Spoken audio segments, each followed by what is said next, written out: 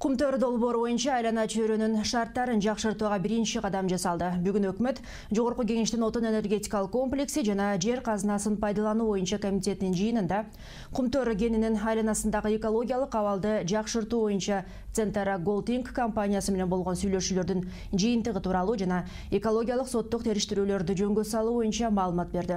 Сүйлөшүүлөрдүн жыйынтыгы менен Центара Голд айлана чөйрөнү коргоо тармагында иш-чараларды өткөрүү үчүн 50 миллион АКШ долларын которууга даярдыгын билдирген.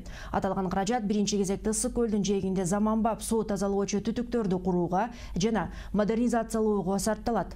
Мындан сырткары 2009 жылдагы көрсөтүлгөн келишимге ылайык жыл сайын төлөнүүчү 310 миң доллар 3 миллионго жетти. Социалдык өнөктөштүктүн алкагында болсо канадалык инвесторлор республикалык онкологиялык борбордо техникалык модернизациялоодон өткөрүүгө 10 миллион доллар бөлмөй болду.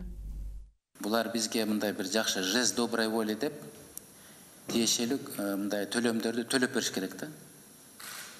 Ошо төлөмдөрдү мен айта кетейин азыр.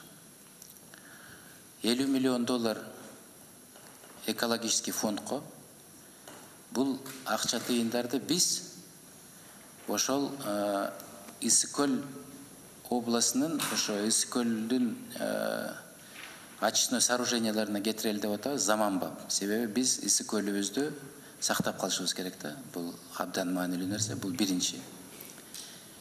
Экинчиси, сиздер билесиңер, азыр онкологический центр президентибиздин демилгеси менен ал жерде мындай чоң курулуш болуп атат да. Курулуш деп айтсак деле болот, реконструкция, бирок эми көп нерселер оңдолуп, ичинин баары баягы 5 жылдыздуу отельди кылып коелу деп атат сөздүн ачыгы. Баягы ошо жердеги больнойлорду акыбалын деп кичине жакшыртып, ал жерге баягы түрмөгө келгендей эмес, бир жакшы международный клиникага келгендей болуш керек деп